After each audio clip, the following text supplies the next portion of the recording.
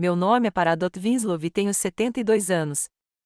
Sim, eu sei que é um nome estranho, porque meus pais eram entusiastas de minerais e meu pai era geólogo. Quando eu era criança, odiava meu nome. Todo mundo me provocava. Mas, à medida que fui crescendo, me acostumei. Agora até gosto. Pelo menos é memorável. Nasci em 1952 na pequena cidade de Grand Junction, Colorado. Nossa família não era rica, mas amigável. Meu pai era geólogo de verdade. Minha mãe trabalhava em uma biblioteca. Eles me incutiram o amor pela precisão e pela ordem. Do meu pai, herdei a inclinação para a matemática. Da minha mãe, a atenção aos detalhes. Depois do ensino médio, fui para a Universidade do Colorado estudar contabilidade. Não é a especialidade mais romântica, concordo, mas é confiável. Aos 23 anos, casei-me com Jasper Winslow. Ele era engenheiro e trabalhava para uma construtora. Era um homem sério e meticuloso, parecido com meu pai. Sempre falava de negócios sem palavras desnecessárias, mas, quando necessário, conseguia me apoiar e proteger. Moramos juntos por 34 anos. Anos bons e tranquilos. Jasper construiu uma casa para nós nos subúrbios de Denver, pequena, mas aconchegante, com um jardim onde eu cultivava tomates e rosas. Eu trabalhava como contadora-chefe na mesma construtora que meu marido. Não por clientelismo. Acontece que meu pedantismo e honestidade eram requisitados. Demos à luz nosso único filho, Casper, bem tarde. Eu já tinha 31 anos. O médico disse que não teríamos mais filhos, então Jasper e eu gostávamos muito dele. Talvez o tenhamos mimado demais. Acho que sim. Jasper costumava dizer: Paradot, não faça do menino um fracote. Deixe-o aprender a resolver os problemas sozinho. Mas como o coração de uma mãe poderia ouvir a razão? Casper cresceu e se tornou um garoto difícil. Eu não diria que é ruim. Não, ele nunca cometeu nenhum hooliganismo sério. Não se envolveu com más companhias.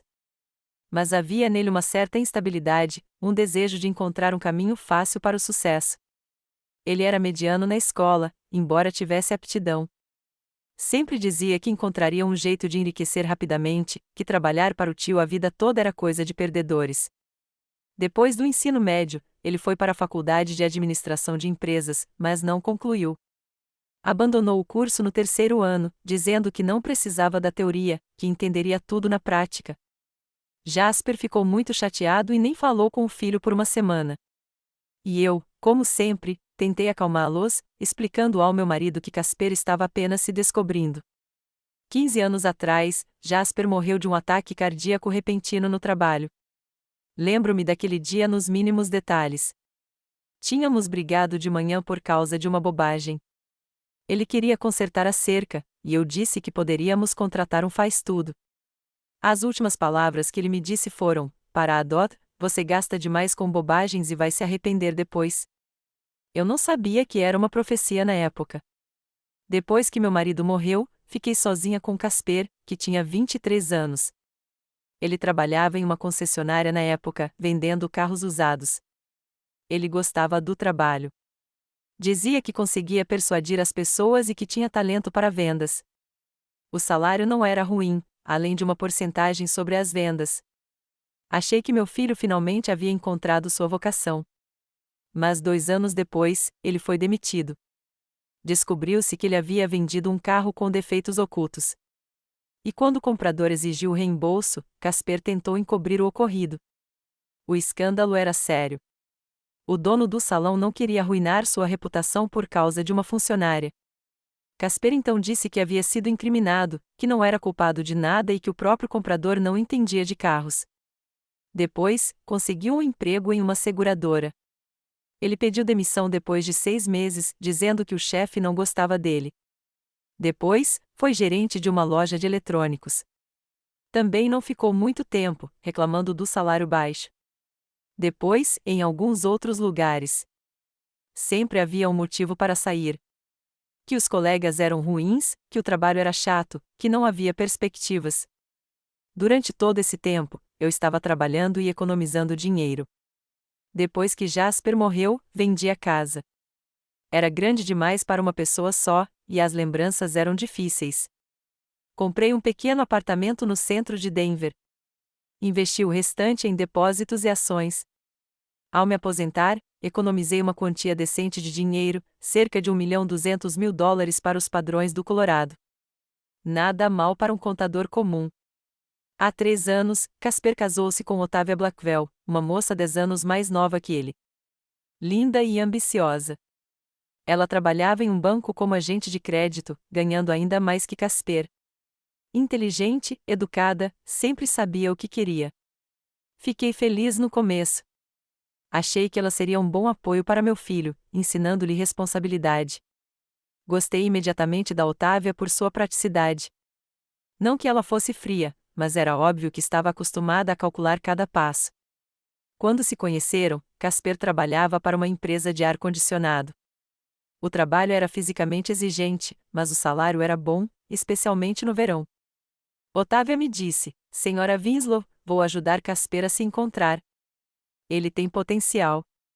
Ele só precisa canalizar sua energia na direção certa. O casamento foi modesto. Paguei o restaurante e a música, e os jovens ficaram gratos. Otávia escolheu tudo com muito bom gosto, sem gastar muito. Jasper teria aprovado. Ele sempre dizia que um casamento não é uma questão de luxo, mas sim do começo de uma vida a dois. Depois do casamento, Casper e Otávia alugaram um apartamento perto de mim. Eu os visitava com frequência, preparava o jantar e ajudava nas tarefas domésticas. Otávia trabalhava até tarde, Casper também, então tentei facilitar a vida deles. O desejo maternal de cuidar não desapareceu mesmo quando meu filho completou 35 anos. Mas, aos poucos, comecei a perceber que havia algo errado no relacionamento deles. Casper começou a reclamar com mais frequência do trabalho, dizendo que estava cansado de ser uma engrenagem na máquina de outra pessoa. Otávia concordou, acrescentando que eles tinham ideias melhores. Começaram a planejar abrir o próprio negócio, discutindo diferentes opções, desde uma loja online até um serviço de entrega de comida. Num dia chuvoso de outubro, Casper veio até mim, inusitadamente solene. Normalmente, ele vinha de jeans e uma jaqueta velha. Mas ali estava ele, naquele terno caríssimo, com uma pasta nas mãos e um brilho especial nos olhos.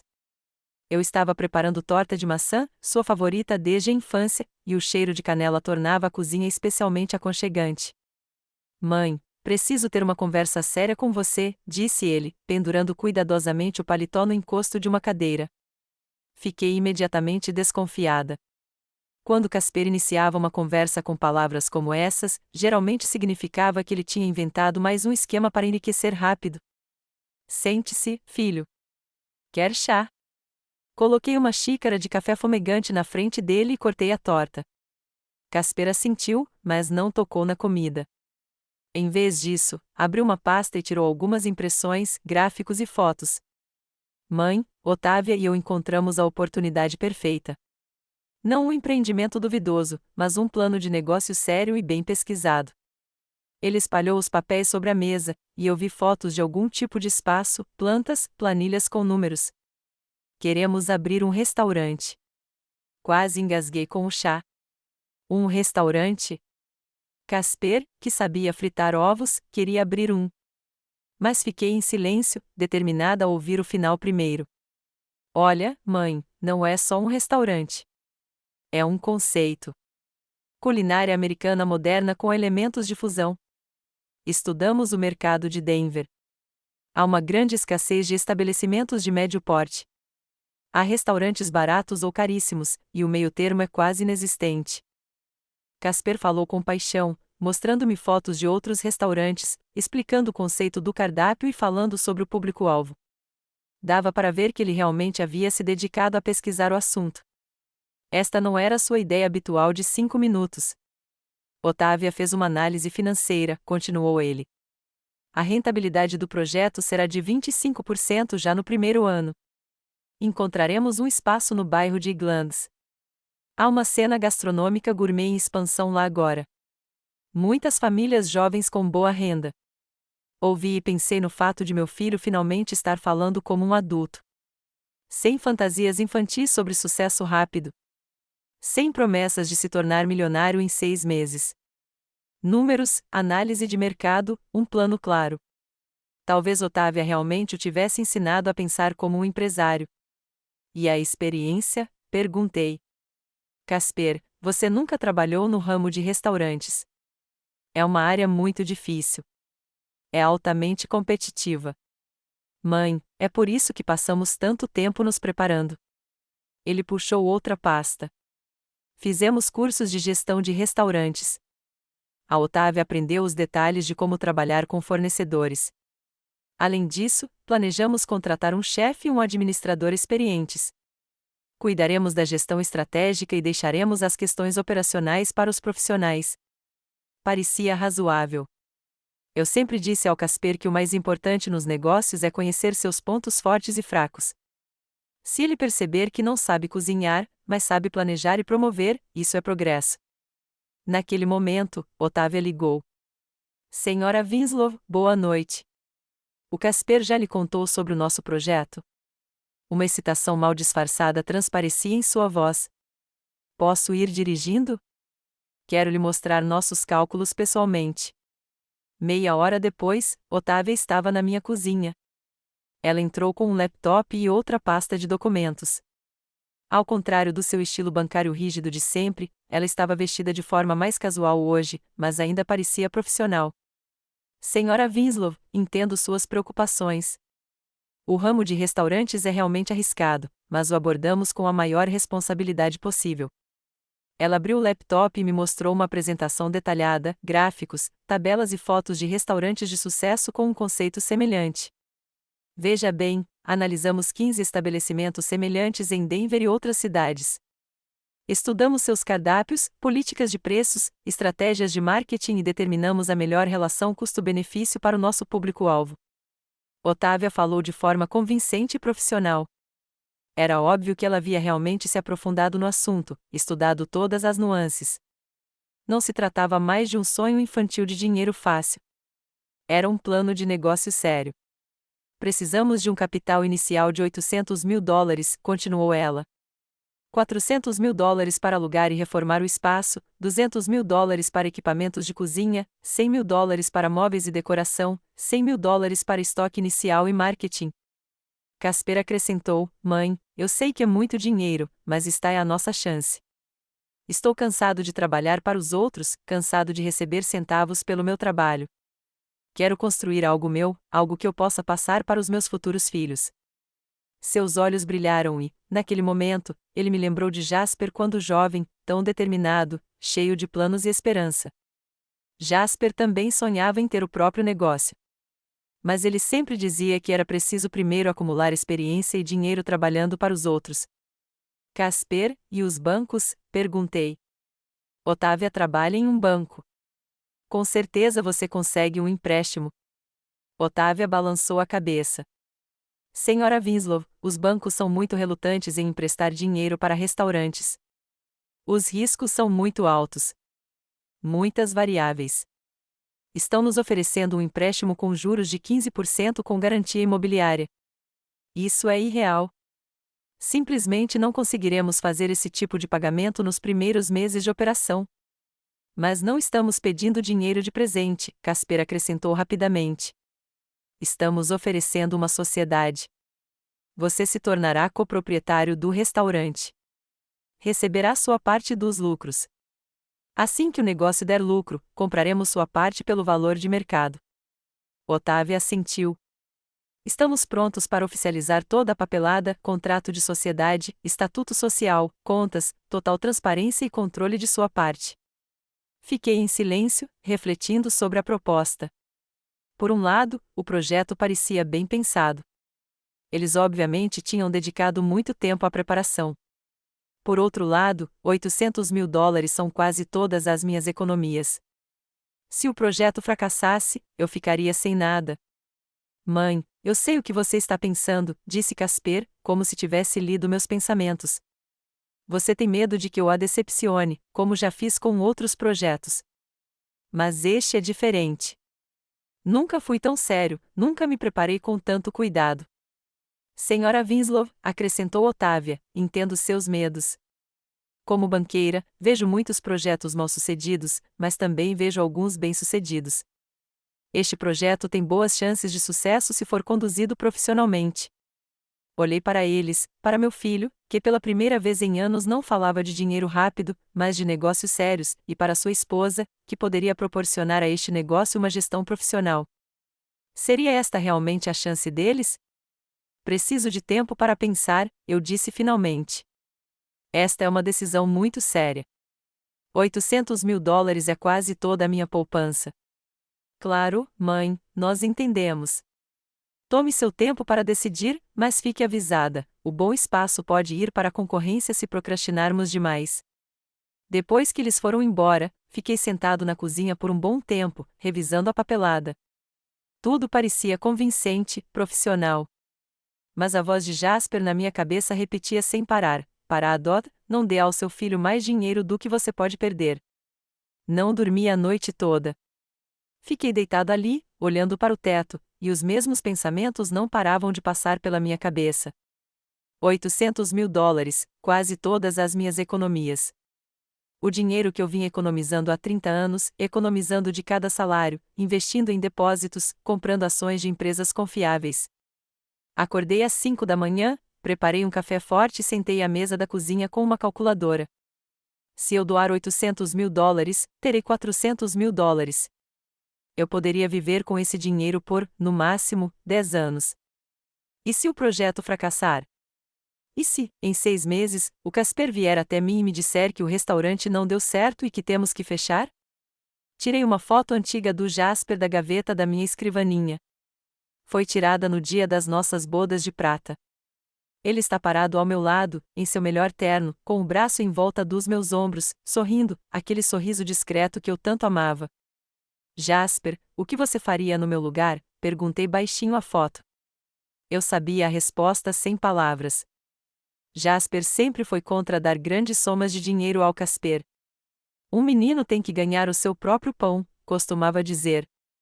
Se você ficar sempre tirando a vida dele, ele nunca vai aprender a se sustentar sozinho.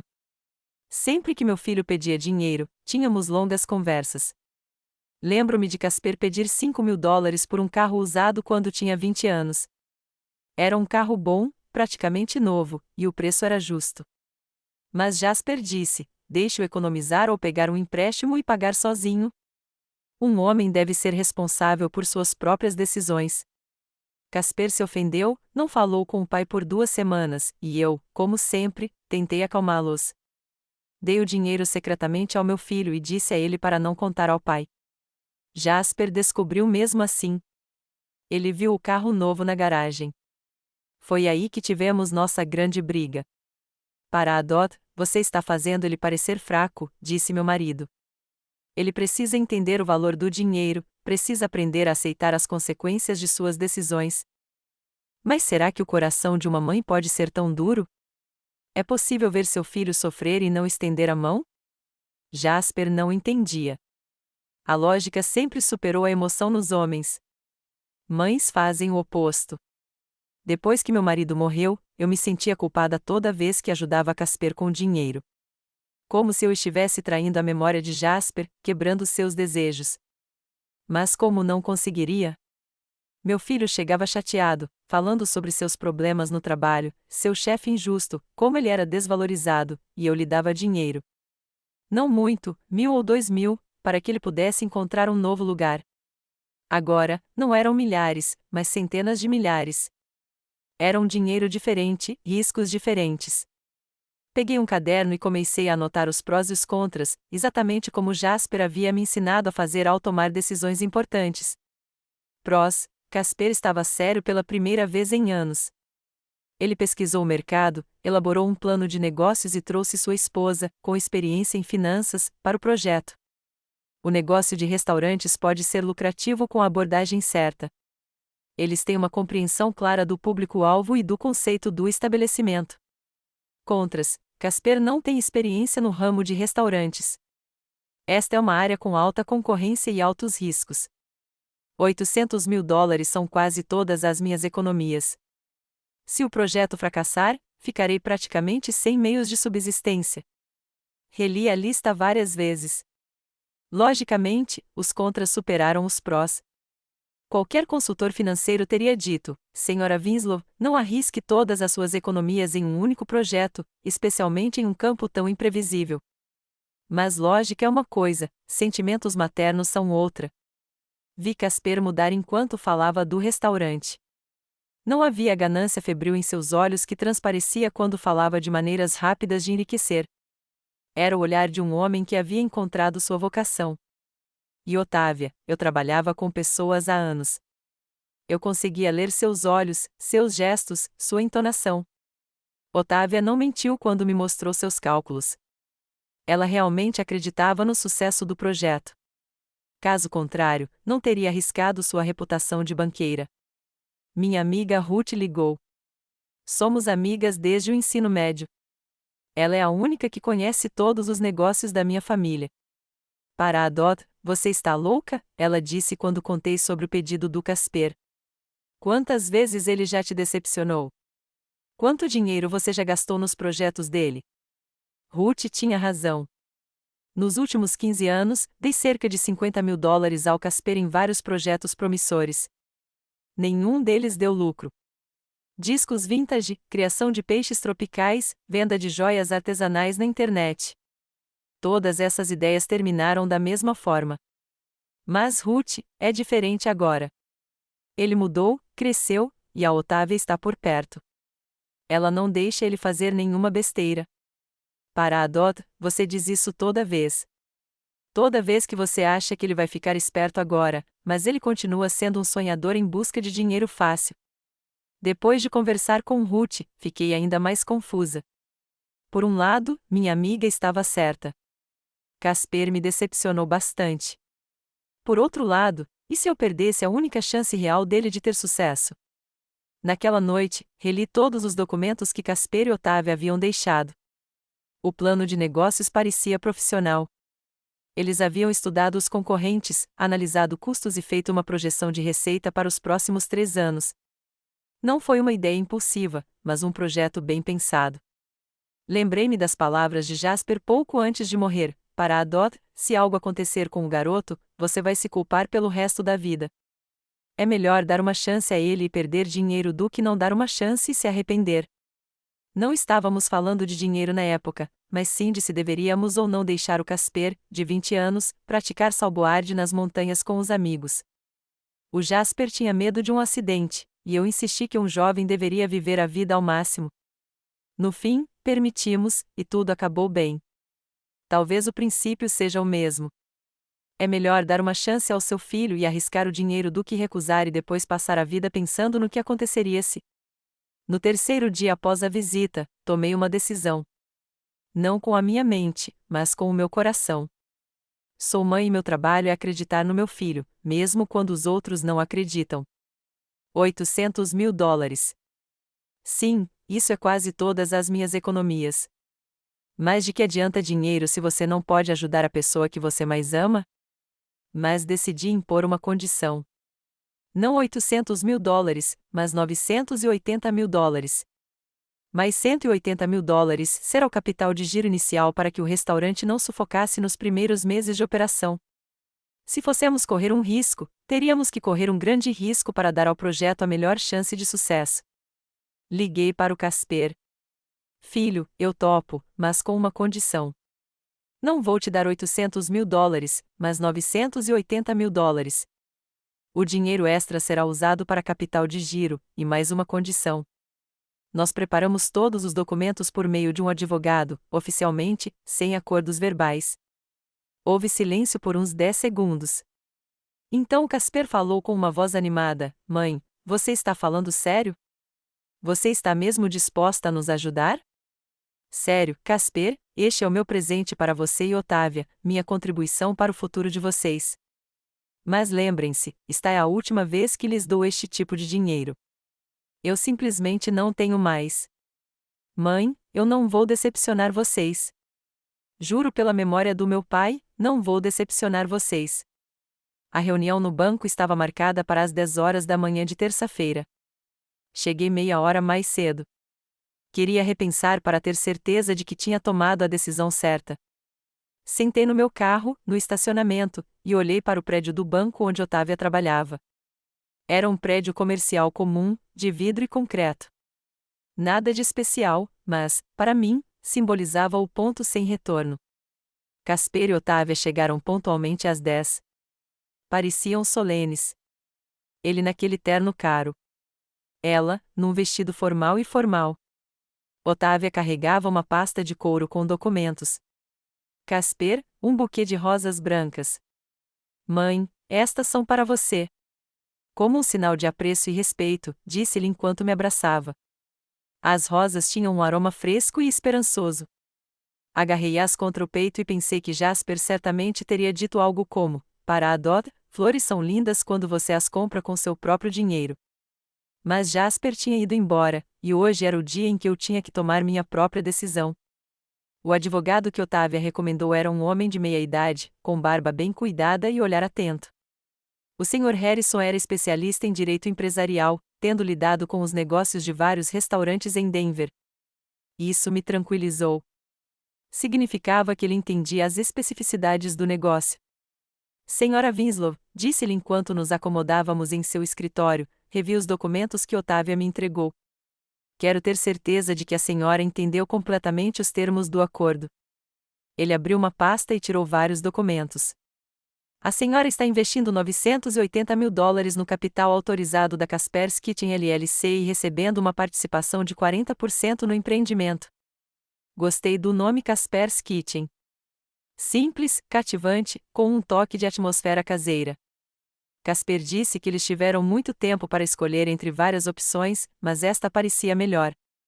A participação de 40% significa que você receberá 40% dos lucros, continuou o advogado. Os 60% restantes são de propriedade igualitária de Casper e Otávia, 30% cada. Eles cuidarão da gestão operacional do restaurante.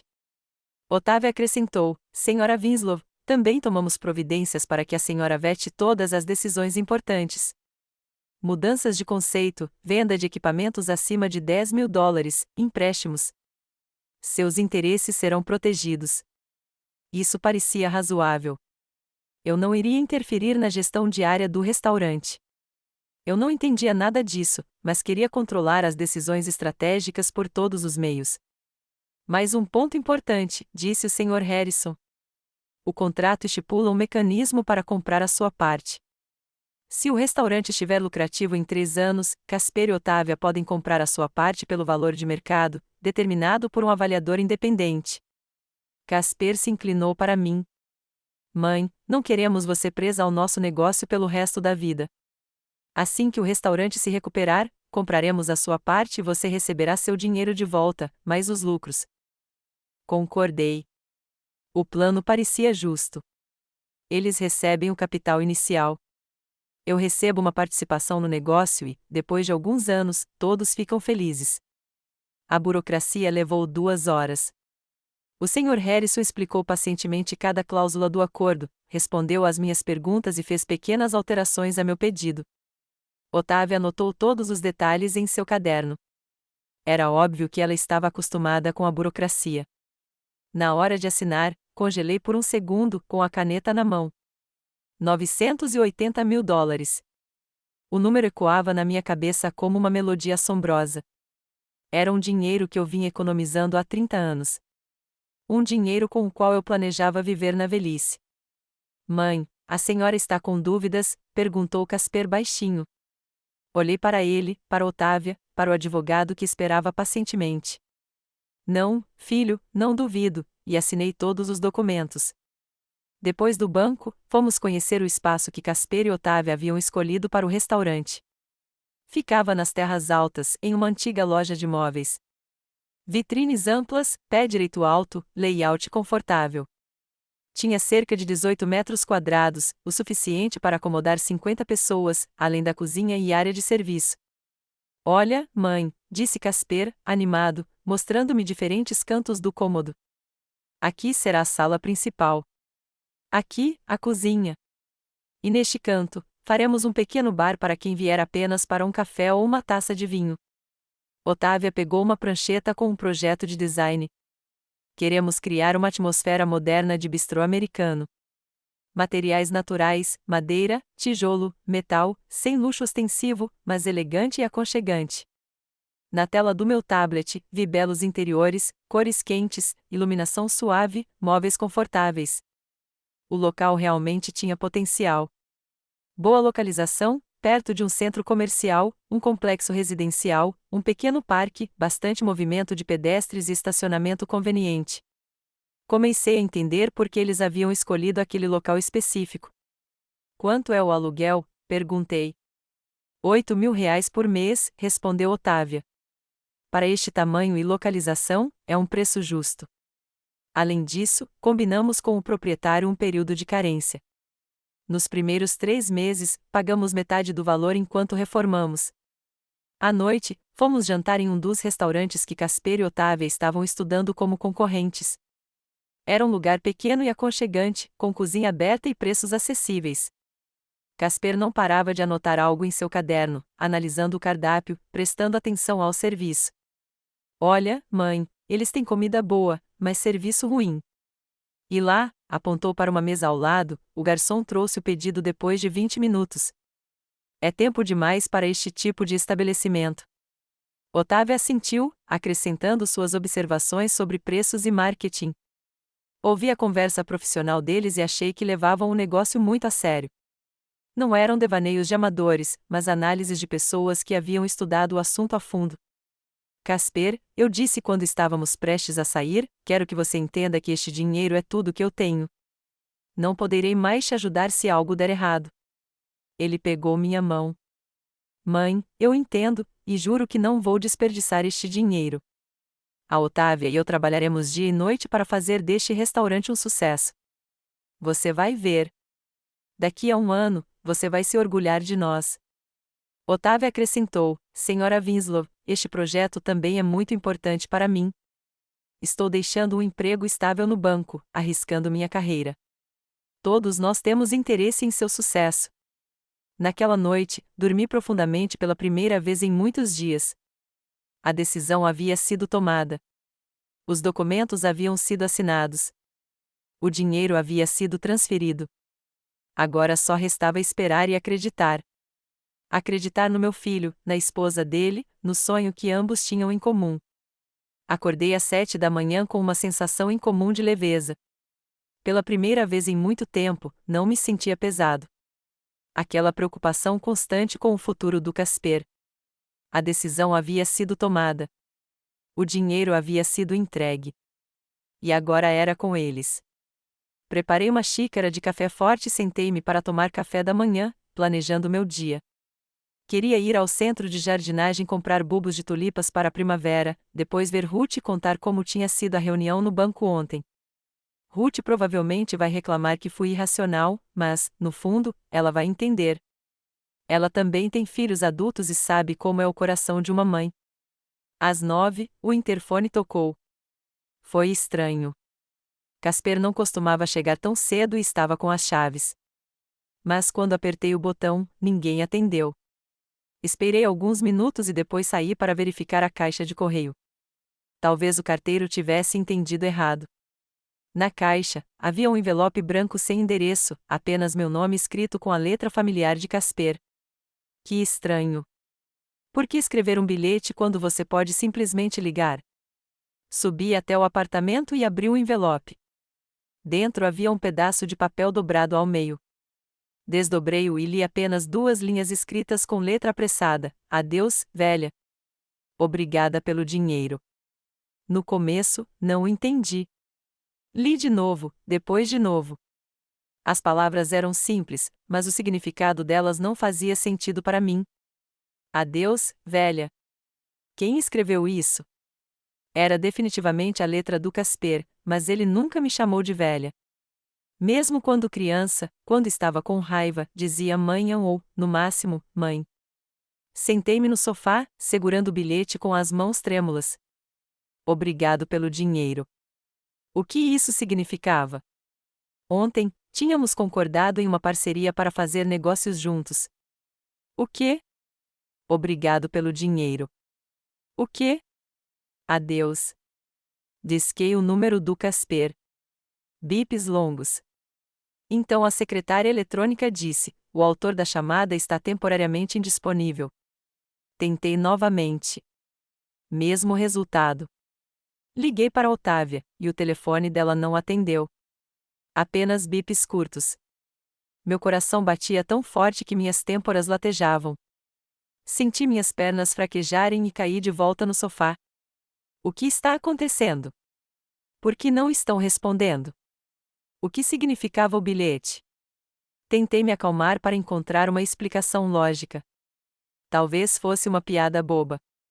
O Casper às vezes gostava de fazer piadas inapropriadas. Ou será que a Otávia estava me pregando uma peça? Mas não tinha graça. Ninguém faz piada sobre 980 mil dólares. Talvez outra pessoa tenha escrito o bilhete.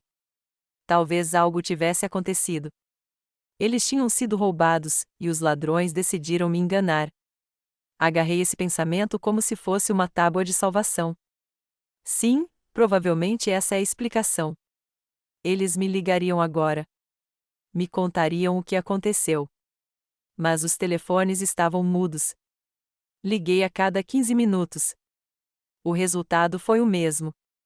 O assinante está temporariamente indisponível, como se tivessem desligado os celulares de propósito.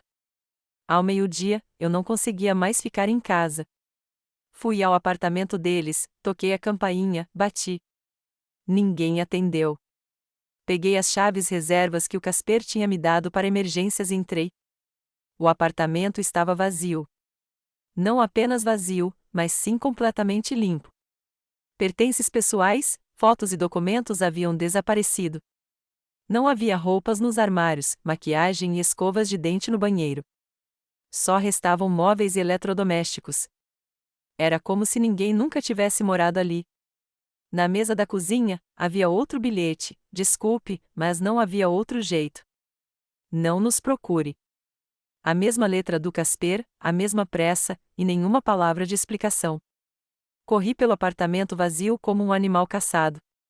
Abri armários, gavetas, verifiquei cada canto. Talvez tivessem deixado alguma pista, alguma explicação, algo, mas não havia nada. Eles tinham sumido, como se tivessem desaparecido no ar. Fui para casa e comecei a ligar para os celulares deles novamente. Nada. Então, liguei para o banco onde Otávia trabalhava.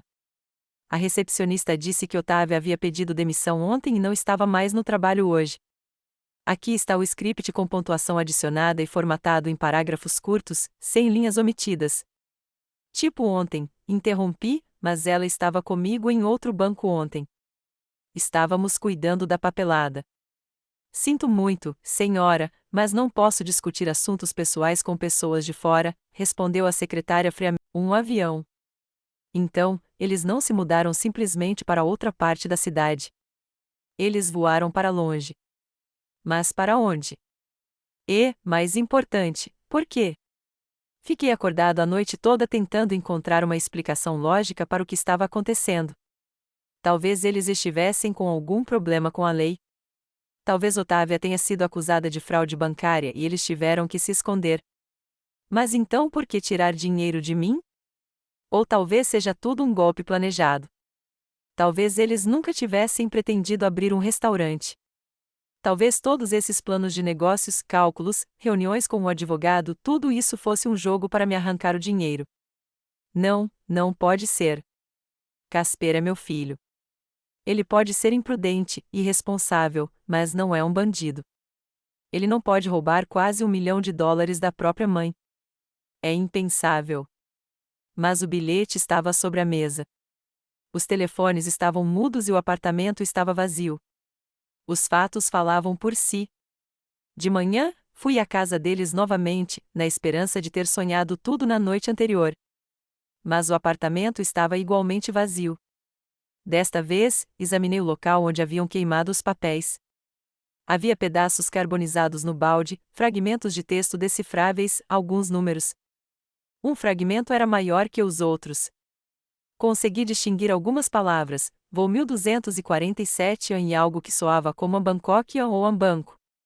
O texto estava tão danificado que era impossível ter certeza. Bangkok? Fica na Tailândia. Por que eles voariam para a Tailândia? Eles não têm família, nem amigos, nem conexões comerciais. É o outro lado do mundo. Sentei-me no quintal com um pedaço de papel carbonizado nas mãos e tentei entender o que estava acontecendo com a minha vida. Ontem, eu tinha um filho, uma nora e planos em comum para o futuro. E hoje, havia apenas um apartamento vazio e um bilhete misterioso: adeus, velha. Passei os 3 dias seguintes numa espécie de estupor.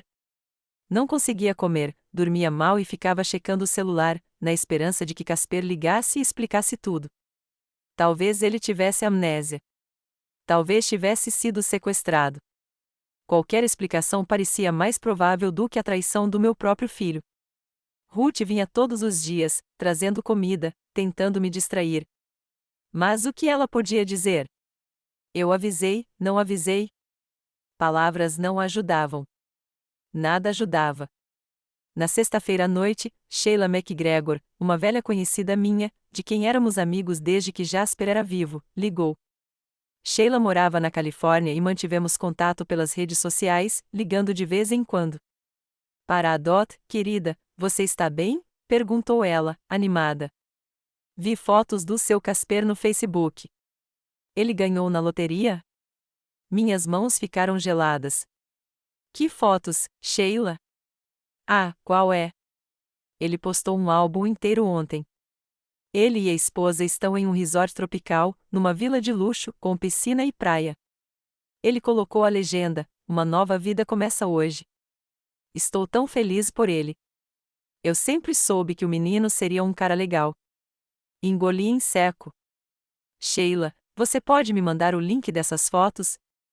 Tem algo errado com a minha internet. Não consigo entrar no Facebook. Claro, querida. Vou mandar agora mesmo. 1 minuto depois, recebi uma mensagem no meu celular com o link. Abri com os dedos trêmulos. O que vi superou meus piores medos. Casper e Otávio em frente a uma luxuosa vila com paredes caiadas e telhado de telhas vermelhas. Piscina azul turquesa, palmeiras, vista para o mar. Eles sorriram para a câmera enquanto seguravam coquetéis e guarda-sóis.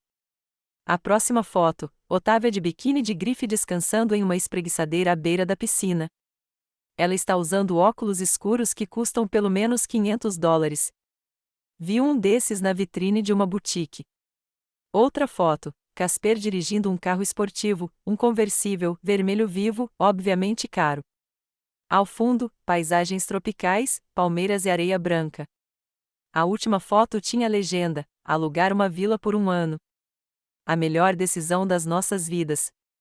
Tailândia. Estamos apaixonados por você. Alugando uma casa por 1 ano na Tailândia. Com o meu dinheiro. Desliguei o telefone e fechei os olhos. Então, não havia restaurante, plano de negócios, intenções sérias. Durante todo esse tempo, eles planejaram pegar meu dinheiro e fugir para um resort tropical, viver como milionários com o dinheiro da mãe. $980 mil na Tailândia. Com esse dinheiro, você pode viver como um rei por alguns anos, alugar uma vila de luxo, dirigir carros caros, comer nos melhores restaurantes e comprar roupas de grife. Minhas mãos tremiam tanto que eu mal conseguia discar o número da Sheila. Para a Dot, o que houve? Você está com uma voz estranha, disse Sheila. Sheila, eu disse, com dificuldade para pronunciar as palavras, eles roubaram dinheiro de mim. Quase $1 milhão. Me enganaram e fugiram. Houve silêncio no fone. Então Sheila suspirou. Meu Deus, para a Dot. Eu não sabia. Sinto muito. O que você vai fazer? O que eu vou fazer? Essa é uma boa pergunta. Ir à polícia, entrar com um processo, voar para a Tailândia e exigir meu dinheiro de volta? Todas essas opções pareciam inúteis. Casper e Otávia obviamente tinham pensado em tudo com antecedência. Depois de conversar com Sheila, observei as fotos mais de perto. Tentei determinar exatamente onde estavam. Uma das fotos mostrava uma placa com o nome do resort, algo em tailandês, mas ilegível. Mas outra foto mostrava a placa de um restaurante em inglês, Paradise Beach Resort, Phuket. Phuket. Eu sabia disso. Um dos resorts mais caros da Tailândia. Abri a internet e encontrei o site deste resort. O custo do aluguel de vilas de luxo, de $15.000 a $30.000 por mês. Se eles alugassem uma vila por um ano, já teriam gasto um terço do meu dinheiro só com moradia. Percorri a galeria do hotel e encontrei uma vila parecida com a das fotos do Casper. Uma vila presidencial com vista para o mar. $25.000 por mês. $300.000 por ano, mais carro, mais comida, mais entretenimento. Meu dinheiro derretia como sorvete ao sol. Liguei para Ruth e contei a ela sobre as fotos. Para a Dot, chame a polícia imediatamente, gritou meu amigo. Isso é a fraude máxima. Eles te enganaram e te roubaram o dinheiro. Mas eu mesmo entreguei a eles. Assinei todos os documentos voluntariamente, sob falsos pretextos. Eles disseram que iam abrir um restaurante, mas planejavam fugir para a Tailândia. É uma fraude, para a Dot. Ruth tinha razão. Tecnicamente, é mesmo um golpe. Casper e Otávia conseguiram dinheiro sob falsos pretextos. Mas de que adiantaria? A Tailândia é um país distante. As leis lá são diferentes. A polícia americana não pode prendê-los. Mas valeu a pena tentar, só para eu não me sentir uma vítima completa. No dia seguinte, fui à delegacia. O policial de plantão, um jovem de 30 e poucos anos, ouviu minha história com simpatia, mas sem muito entusiasmo. Senhora Winslow, veja bem, esta é uma situação complicada. Tecnicamente, a senhora deu o dinheiro voluntariamente ao seu filho. Temos documentos que comprovam que foi um investimento em um negócio.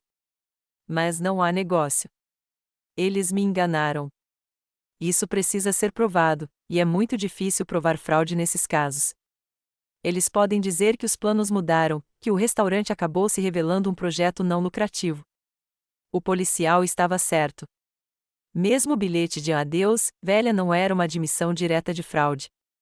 Pelo contrário, era crueldade, mas não um crime. E o fato de eles terem fugido para outro país? Isso não é crime, senhora. Os cidadãos americanos têm o direito de viajar, mesmo que não retornem suas ligações. Saí da delegacia de mãos vazias e com o coração pesado. A polícia estava certa. Seria quase impossível provar fraude. Casper e Otávia tinham pensado em tudo. A papelada era oficial. Não houve ameaças diretas ou coerção. Naquela noite, sentada sozinha em casa, abri o Facebook do Casper novamente. Ele havia adicionado mais algumas fotos, um jantar em um restaurante caro, um passeio de iate, compras em boutiques. Cada foto era como uma facada no coração. Abaixo de uma das fotos, Otávia escreveu um comentário: finalmente, podemos viver a vida que merecemos. Agradeça ao destino por esta dádiva. Um presente.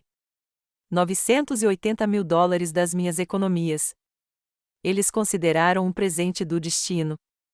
Naquela noite, finalmente percebi que meu filho havia me traído. Não apenas me decepcionado ou decepcionado, mas me traído friamente, calculistamente, sem sombra de arrependimento.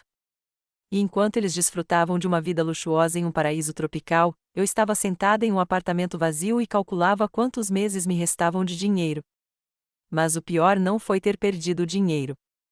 O pior foi ter perdido meu filho. Passei 3 dias meio atordoado, olhando fotos do Casper na Tailândia e sentindo pena de mim mesmo. Sentei no sofá, tomei chá sem açúcar. Até o açúcar parecia um luxo que eu não podia pagar. Contei o dinheiro que me restava, fiz planos para economizar, pensei em vender o carro. Mas no 4º dia, quando acordei de manhã, de repente senti raiva. Não era autopiedade, nem ressentimento, apenas raiva. Raiva pura, brilhante e energética. Por que diabos eu estava sentado aqui, choramingando, enquanto aqueles dois se divertiam com o meu dinheiro? Jasper sempre dizia, para a Dot, se você for atacado, não reclame. Reaja. Ele estava se referindo aos valentões da escola que me provocavam por causa do meu nome incomum. Mas o princípio é o mesmo. Quando você é assaltado, você não chora, você age. Levantei-me do sofá, tomei um banho, vesti meu melhor terno e sentei-me à mesa com um caderno. Precisava analisar a situação com sobriedade, como Jasper me ensinara a fazer com qualquer problema. O que eu tinha certeza? Casper e Otávia receberam $980 mil de mim há 3 dias. Eles estão na Tailândia agora, gastando esse dinheiro em uma vida de luxo. Mas o dinheiro não podia desaparecer da noite para o dia. Deve haver algo sobrando nas contas deles. E então me lembrei de um detalhe importante. 2 anos atrás, quando Casper estava se candidatando a um emprego em uma empresa de ar-condicionado, ele teve que abrir uma nova conta bancária para receber seu salário. Ele estava com problemas de crédito por causa de um financiamento de carro em atraso. Então, ele me pediu para ser seu fiador. O banco exigiu uma procuração para administrar a conta e, assim, processar o fiador. Procedimento padrão. Se o mutuário principal não puder cumprir com as obrigações, o fiador terá o direito de controlar suas finanças. Casper assinou a procuração sem olhar, dizendo: "Mãe, eu não tenho dinheiro nenhum mesmo. Controle o que quiser."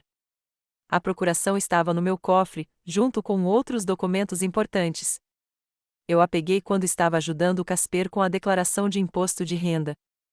Ele vivia bagunçando a papelada, mas eu nunca a usei para monitorar as contas dele. E se essa procuração ainda for válida? E se eu pudesse acessar as transações bancárias dele? Encontrei o documento e o reli com atenção.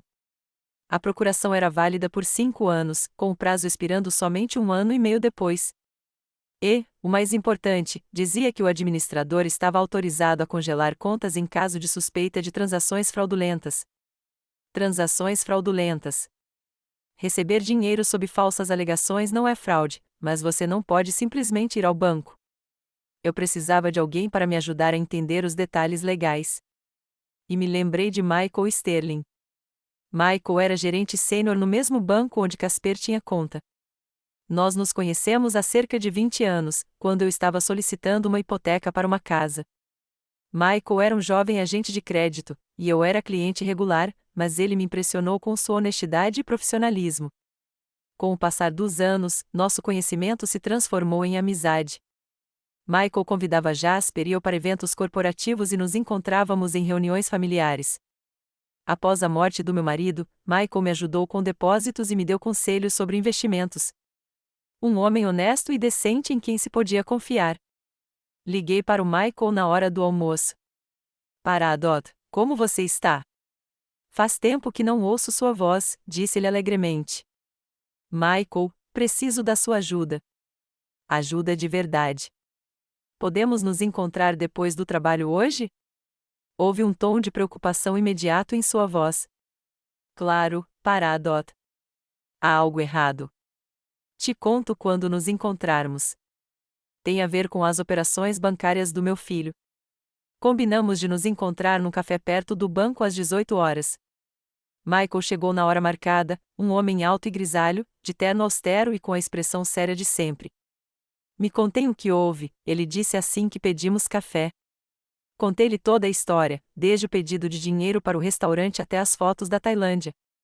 Michael ouviu atentamente, ocasionalmente fazendo perguntas esclarecedoras. Quando terminei, ele ficou em silêncio por um longo tempo, refletindo sobre o que tinha ouvido. "Paradot, esta é uma situação muito séria. Se for como você descreve, é realmente uma fraude. Obter dinheiro sob falsos pretextos é um esquema clássico. Mas a polícia disse que seria difícil provar fraude. Em direito penal, sim, é difícil. Mas em direito bancário, temos mais opções. Se houver suspeita de transações fraudulentas, podemos congelar contas até descobrirmos." Michael pegou o celular e verificou algo. "Você tem uma procuração para a conta do Casper?" "Sim, aqui." Mostrei-lhe o documento. Ele examinou o texto. À noite, enquanto eu estava sentado em casa tomando uma xícara de chá, o telefone tocou, um número desconhecido com um código internacional. Hesitei por alguns segundos, mas finalmente atendi. "Mãe", ouvi a voz familiar de Casper. Ele parecia preocupado, quase em pânico. Minha primeira vontade foi desligar, mas me recompus e respondi friamente: "O que você quer?" "Mãe, o que está acontecendo? Não consigo acessar minhas contas." O banco diz que elas foram bloqueadas a pedido de uma pessoa de confiança. É você? O que você acha? Mãe, você não entende. Estamos com problemas. Precisamos do dinheiro. Desbloqueie as contas agora. Não havia um pingo de remorso em sua voz. Nenhuma tentativa de se desculpar. Apenas exigências e indignação, como se eu fosse quem lhe devesse algo, e não ele, que havia me roubado quase $1 milhão. Casper, eu disse calmamente, você me escreveu um adeus, velho, e fugiu com meu dinheiro para a Tailândia. Que mais dinheiro você quer de mim? Mãe, não é o que você pensa. Nós não fugimos. Só mudamos temporariamente nossos planos. Você pode abrir um restaurante aqui na Tailândia. É ainda melhor. Há menos concorrência. Um restaurante na Tailândia. Não consegui conter o riso. Casper, vi suas fotos no Facebook. Uma vila por $25 mil por mês, iates, carros caros. Que restaurante? Houve silêncio ao telefone. Então Casper falou em um tom diferente, suplicante, quase infantil: Mãe, por favor, não faça nenhuma besteira. Desbloqueie as contas e conversaremos sobre tudo. Eu te explico como é. Explique isso agora mesmo. Não é conveniente por telefone. Mãe, você sabe que este é um país diferente, com leis diferentes. Se não tivermos acesso a dinheiro, podemos ter sérios problemas. E quando você roubou da sua própria mãe, você pensou nos problemas dela? Eu não roubei de ninguém. Somos sócios. Você mesmo assinou os documentos. É um investimento, não um roubo. Um investimento em suas férias em um resort tropical. Casper ficou em silêncio novamente. Então, uma voz feminina, a de Otávia, interveio no receptor. Senhora Winslow, aqui é Otávia. Posso falar com a senhora? Fale, senhora Winslow. Receio que tenha havido um mal-entendido. Íamos abrir um restaurante, mas percebemos que havia muita concorrência em Denver. Decidimos explorar oportunidades na Ásia. Explorar vilas por $25 mil por mês? É uma acomodação temporária enquanto procuramos um local adequado para o restaurante. A Tailândia é um mercado muito promissor para a culinária americana. Otávia falou com confiança e profissionalismo, como se estivesse fazendo uma apresentação de negócios, mas eu conseguia perceber a falsidade em cada palavra. Otávia, eu disse, se você está mesmo procurando um espaço para restaurante, por que escreveu um adeus, velha? Por que você desapareceu sem dizer uma palavra? Casper ficou chateado por ter que mudar de planos. Ele escreveu o bilhete em um estado emocional, sem pensar nos seus sentimentos. Queríamos verificar as coisas primeiro antes de ligar para você com sugestões específicas. E você precisava de uma vila presidencial e um carro esportivo para o reconhecimento? Desta vez, a pausa se prolongou. Então Otávia disse, já com menos confiança, Senhora Winslow, estamos dispostos a voltar e explicar tudo pessoalmente, mas, para isso, precisamos ter acesso às contas. Não tem como. Não tem como destrancar. Registrei um boletim de ocorrência na polícia. Deixe o tribunal decidir quem está certo.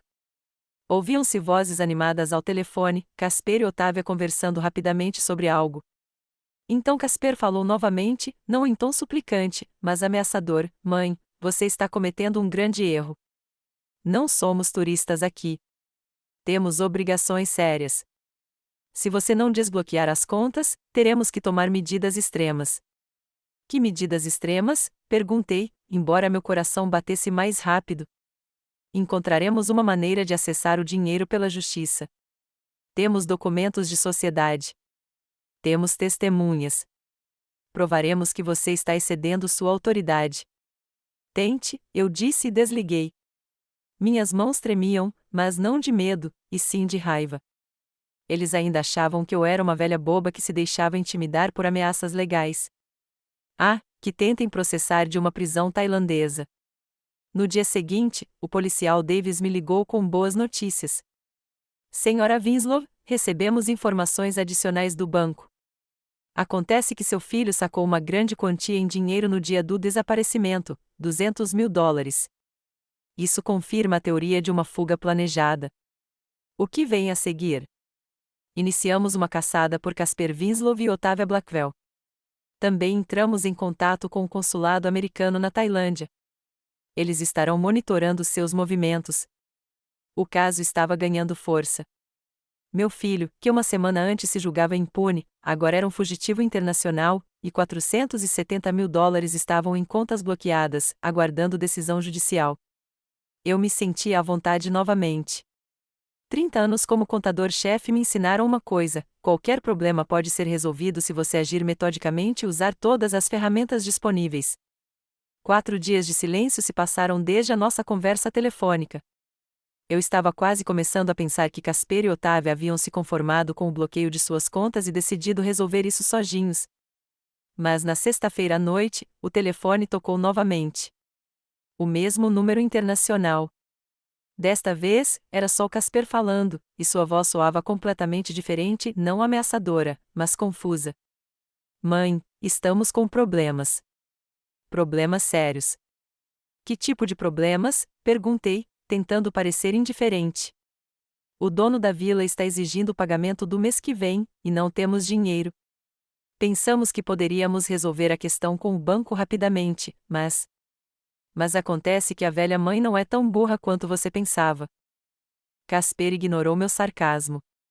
Mãe, só precisamos de $50 mil, só para nos sustentar até as contas serem pagas. Pagaremos tudo com juros. Casper, você tem memória curta. Você já tirou quase $1 milhão de mim com a promessa de me pagar com juros. Como isso acabou? Isso é diferente. Estávamos planejando um projeto de longo prazo na época, mas agora estamos apenas pedindo ajuda temporária. Havia um tom de desespero em sua voz que eu não ouvia desde que ele era criança.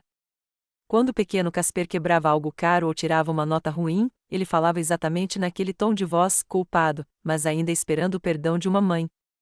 O que seus amigos dizem, colegas? Com certeza alguém pode emprestar 50 mil. Mãe, já ligamos para todo mundo. Ninguém pode ajudar com esse valor. Isso não me surpreendeu. Casper sempre estivera cercado de conhecidos casuais, não de amigos de verdade. Pessoas dispostas a tomar uma cerveja e bater papo sobre futebol não estão necessariamente dispostas a emprestar grandes somas de dinheiro. E os pais de Otávia estão furiosos. Quando descobriram que Otávia largou o emprego e voou para a Tailândia, fizeram um escândalo. Agora não falam mais com ela. Então, até os pais dela viraram as costas para Otávia quando perceberam a dimensão da sua aventura. Será que ela contou a eles que o dinheiro tinha sido roubado da mãe do marido? Mãe, Casper continuou num tom cada vez mais patético, estamos prontos para ir para casa e explicar tudo, mas precisamos do dinheiro para as passagens. Para ingressos. Porque seus cartões de crédito não funcionam. Eles funcionam, mas os limites são pequenos e as passagens da Tailândia para a América são caras, principalmente se você comprar na última hora. Eu sorri. Então, quando planejaram o projeto do restaurante, eles se certificaram de comprar passagens só de ida, mas não pensaram na volta. Aparentemente, eles esperavam viver como reis na Tailândia com o meu dinheiro. Casper, quanto dinheiro você tem agora? Não muito. Sacamos dinheiro antes de partir, mas a maior parte foi para pagar a vila e outras despesas. Outras despesas como iates, restaurantes e um carro esportivo. Mãe, não fique assim. Tínhamos certeza de que daria certo, que poderíamos te pagar com lucro.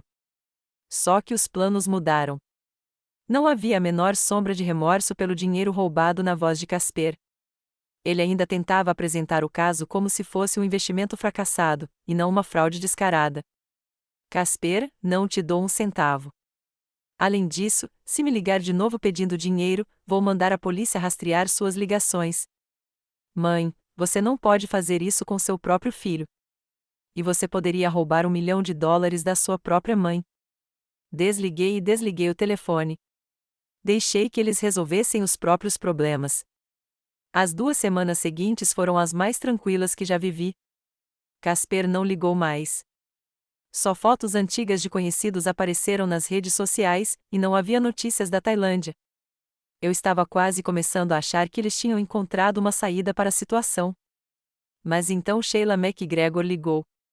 Havia preocupação em sua voz. Para a Dot, querida, você sabe o que está acontecendo com Casper? E ele? Recebi uma ligação da Susan Harris. Lembra que trabalhamos juntos com seguros? O filho dela, Daniel, era amigo do Casper no ensino médio. Enfim, o Daniel recebeu uma ligação estranha do Casper. Fiquei desconfiado. Que tipo de ligação? Casper pediu $10.000 emprestados.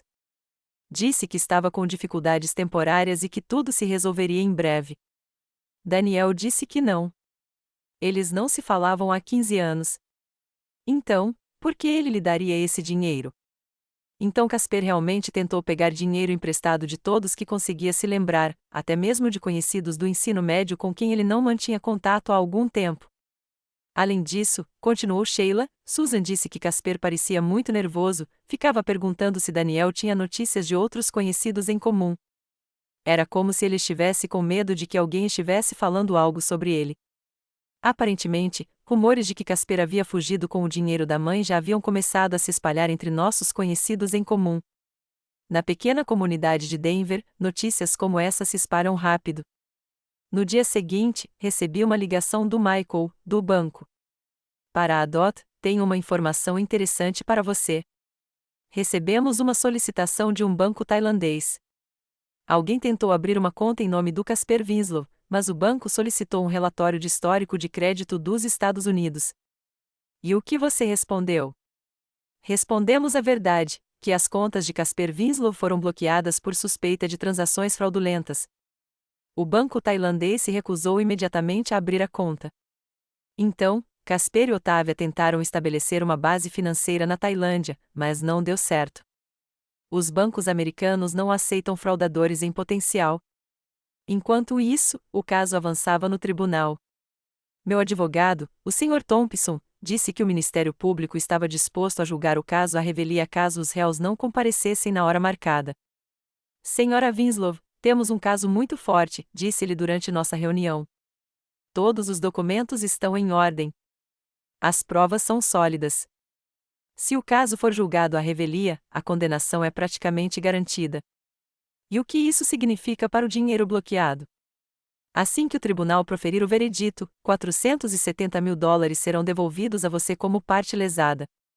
Além disso, se Casper e Otávia retornarem aos Estados Unidos, serão presos imediatamente. $470.000 dos $980.000 roubados certamente não foram uma compensação integral, mas era melhor que nada. No final de novembro, ocorreu um evento que finalmente me convenceu de que Casper e Otávia estavam sem opções. Recebi um telefonema de um homem estranho com sotaque americano. Senhora Winslow, meu nome é James Collins e trabalho no consulado americano em Bangkok. Seu filho e a esposa vieram nos pedir ajuda. Que tipo de ajuda? Eles alegam ter sido vítimas de fraude por parte de empresários locais e perdido todo o dinheiro e documentos. Estão pedindo ao consulado que pague as passagens de volta para casa. Quase ri. Então agora eles estavam se passando por vítimas em vez de criminosos. Sr. Collins, o senhor sabe que meu filho é procurado internacionalmente por acusações de fraude? Sim, estamos cientes disso. É por isso que estou ligando para você. Normalmente, em casos como este, entramos em contato com os parentes para esclarecer as circunstâncias. As circunstâncias são simples. Eles roubaram quase $1 milhão de mim e fugiram para a Tailândia. Agora o dinheiro acabou e eles querem voltar para casa às custas do governo americano. Entendo. E você está disposto a pagar a passagem deles para casa? Pensei por alguns segundos. Por um lado, eu não queria gastar um centavo com eles. Por outro, enquanto estivessem na Tailândia, o assunto não poderia prosseguir. Sr. Collins, estou disposto a pagar as passagens com uma condição. Assim que chegarem a Denver, serão presos no aeroporto. Não quero que desapareçam novamente. Isso pode ser providenciado. Temos os acordos apropriados com as autoridades locais. Então compre as passagens, as mais baratas, classe econômica. No dia seguinte, o consulado comprou passagens aéreas de Casper e Otávia Bangkok-Denver, com uma conexão em São Francisco. O custo foi de $2.800 para 2 pessoas. O consulado me cobrou, e eu paguei pelo banco. Informei ao policial Davis o horário exato de chegada. A polícia estava pronta para receber os fugitivos no aeroporto de Denver. Meu filho pródigo voltaria para casa, mas não seriam os braços da mãe que o receberiam. Seriam algemas. O avião com Casper e Otávia pousou no aeroporto de Denver às 19 horas da quinta-feira à noite. Não fui encontrá-los. Eu sabia que a polícia estaria esperando por eles na saída da área de desembarque, mas o policial Davis prometeu ligar assim que a prisão fosse efetuada. A ligação veio às 20 horas. Senhora Winslow, seu filho e a esposa estão presos. Eles serão levados para a delegacia agora para serem ouvidos. Haverá uma audiência preliminar no tribunal amanhã de manhã. Como eles estão se comportando? Calma. Casper disse que está disposto a cooperar com a investigação. Otávia solicitou um advogado, mas, no geral, não houve conflitos. No dia seguinte, fui ao tribunal. Queria vê-los pessoalmente depois de 2 meses de separação. Casper e Otávia estavam sentados no banco, com suas vestes laranja de presidiários. Pareciam muito diferentes, bronzeados, mas magros, com rostos cansados. Casper havia envelhecido alguns anos. Seu cabelo havia crescido novamente, ele estava com a barba por fazer e havia algo perdido em seus olhos. Otávia mantinha uma expressão mais serena, mas também não estava em sua melhor forma. Manicures caras haviam sido removidas, o cabelo estava despenteado, sem maquiagem. O juiz leu as acusações: fraude em larga escala, ocultação de renda e violação das condições para viagens ao exterior. O promotor solicitou que os réus não fossem libertados sob fiança, visto que já haviam se evadido da investigação uma vez. A advogada de Otávia, uma jovem mulher em processo judicial, tentou provar que sua cliente havia agido sob a influência do marido e que ela própria havia sido vítima de fraude. Mas o juiz foi inflexível. Ambos os réus permaneceram presos aguardando julgamento. Enquanto Casper estava sendo levado para fora da sala, ele se virou e olhou para mim. Havia algo em seus olhos que eu não via há anos: vergonha. Uma vergonha real, profunda. Ele não acenou, não tentou dizer nada, apenas olhou para mim e se virou. Uma semana depois, recebi um telefonema do advogado de Casper, um advogado de defesa nomeado pelo tribunal chamado Rodrigues, um advogado jovem, mas experiente, especializado em crimes financeiros. Senhora Winslow, seu filho quer fechar um acordo com a investigação. Ele está disposto a se declarar culpado e devolver qualquer quantia que ainda puder recuperar em troca de uma pena reduzida. Uma confissão completa de culpa, cooperação com a investigação e restituição. Ele não tem grandes quantias à disposição, mas está disposto a pagar a restituição em parcelas ao longo de vários anos. Parecia razoável. Melhor receber o dinheiro em parcelas do que não receber nada. E Otávia? Otávia Blackwell insiste em sua inocência, alega que foi enganada por seu filho e que não sabia da verdadeira origem do dinheiro. É típico de Otávia tentar colocar a culpa em Casper, mesmo ela sendo a mentora de muitos dos gastos na Tailândia. 2 semanas depois, outra audiência foi realizada. Desta vez, Casper se declarou formalmente culpado de todas as acusações. De pé diante do juiz, de cabeça baixa, ele respondeu às perguntas com clareza, sem tentar se justificar. O senhor entende, Sr. Winslow, que uma confissão de culpa pode resultar em uma pena de prisão de até 7 anos? Perguntou o juiz. Entendo, meritíssimo. E você está disposto a ser responsabilizado por suas ações? Sim, meritíssimo. Também quero me desculpar com a parte lesada, minha mãe. O juiz fixou a sentença para dali a 1 mês. Nesse período, o escritório de condicional deveria preparar um relatório sobre a identidade do réu e uma recomendação para a sentença. Depois de mais uma semana, aconteceu algo que eu não esperava. Recebi uma ligação da prisão dizendo que Casper havia pedido para me ver. Legalmente, eu tinha o direito de recusar, mas decidi ir. A cadeia do condado de Jefferson é um prédio de concreto cinza e sujo a meia hora de Denver. Nunca imaginei que visitaria meu filho lá. O processo de check-in levou meia hora, conferência de identidade, triagem, explicação das regras de visitação. Casper entrou na sala de visitas vestindo um macacão laranja, com as mãos atrás das costas. Sua aparência era ainda pior do que no tribunal, magro e com olheiras. Sentou-se à minha frente, em uma mesa de plástico dividida por um vidro grosso. Oi, mãe, ele disse baixinho, pegando o telefone. Olá, Casper. Ficamos em silêncio por alguns segundos, apenas nos olhando. Então ele falou: Mãe, eu sei que você pode não me perdoar. Sei que o que eu fiz foi horrível, mas queria que você ouvisse isso de mim pessoalmente. Estou arrependido pelo que fiz. Arrepender-se por ter roubado o dinheiro ou por ter sido pego? Ele suspirou. Arrependo-me de ter traído sua confiança, de ter te magoado, de ter agido como uma criança egoísta em vez de um homem adulto. Era isso que eu queria ouvir há 2 meses, uma admissão de culpa sem desculpas ou tentativas de transferir a culpa. Casper, por quê? O que te fez pensar que tinha direito ao meu dinheiro? Ele ficou em silêncio por um longo tempo, escolhendo as palavras. Acho que é porque você sempre me ajudou. Sempre me deu dinheiro quando eu pedi. Eu achava normal uma mãe ajudar o filho. Mas 980 mil dólares não ajudam. É quase tudo que tenho guardado. Eu sei. E sei que agi como um canalha, mas na época, achei que ia herdar aquele dinheiro de qualquer jeito, então por que esperar? Pelo menos seja honesto. Nada de palavras bonitas sobre investimentos em um negócio conjunto. A pura verdade. Ele achava que tinha direito ao meu dinheiro simplesmente por ser meu filho. E Otávia? Otávia, não foi culpa dela. A ideia foi minha. Eu a convenci. Ela realmente achou que iríamos abrir um negócio. Eu não acreditei em nada. Eu tinha visto como Otávia planejara a farra de gastos na Tailândia, como ela estava animada com a vida luxuosa. Mas se Casper queria levar toda a culpa, era direito dele. Casper, o que vem a seguir? Meu advogado diz que vou pegar 3 ou 4 anos, talvez menos, se eu me comportar. E quando eu sair, não sei. Vou tentar conseguir um emprego, recomeçar. E o dinheiro, você consegue alguma coisa de volta? Mãe, eu não tenho nada. Absolutamente nada. Não compramos o apartamento. Vendemos os carros antes de ir embora.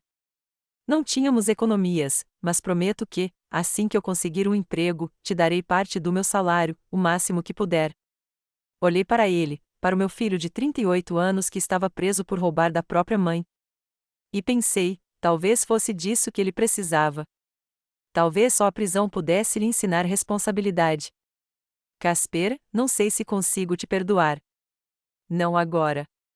Você não roubou só o dinheiro. Você traiu a minha confiança, o meu amor. Isso dói mais do que perder o dinheiro. Seus olhos se encheram de lágrimas. Eu entendo, mãe. Não estou pedindo perdão agora. Tenho que merecê-lo.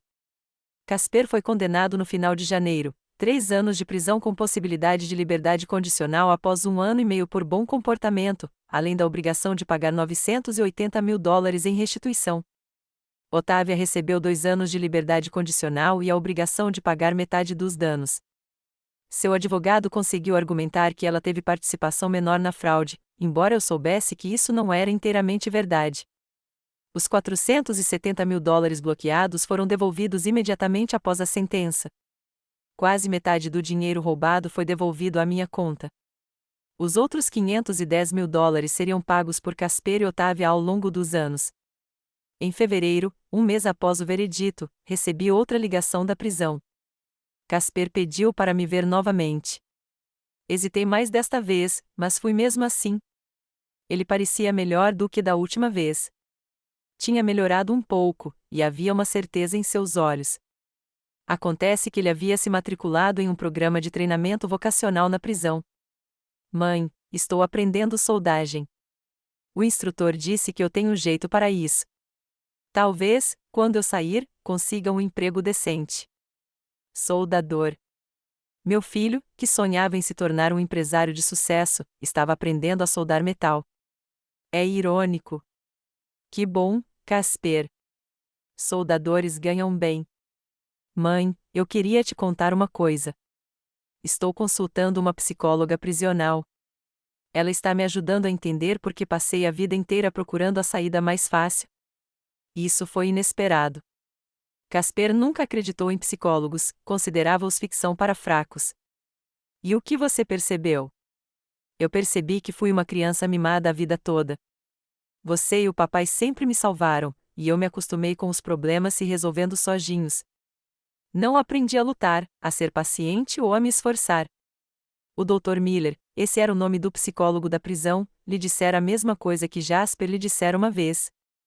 Só que Casper não me ouviu naquela ocasião. Também percebi que tinha inveja dos outros. Vi como as pessoas da minha idade viviam. Alguém tinha casa própria. Alguém tinha um carro bacana. Alguém tinha um negócio de sucesso. E eu sentia que era merecedora do mesmo, só porque eu queria. E agora eu percebo que você tem que conquistar o que tem, que ninguém deve nada a ninguém por nada. Conversamos por quase 1 hora. Casper me contou sobre a vida na prisão, sobre os outros detentos, sobre seus planos para o futuro. Ele falou com calma, sem autopiedade, sem tentar culpar as circunstâncias. Quando o horário de visita terminou, ele disse: Mãe, não estou pedindo que você me perdoe. Não estou pedindo que você espere eu sair. Só quero que você saiba que eu mudei e, se você me der outra chance, não vou desperdiçá-la. E em março, Otávia ligou do nada. Ela estava morando com os pais em Boulder, procurando trabalho. Senhora Winslow, posso ir até a senhora? Preciso falar com a senhora.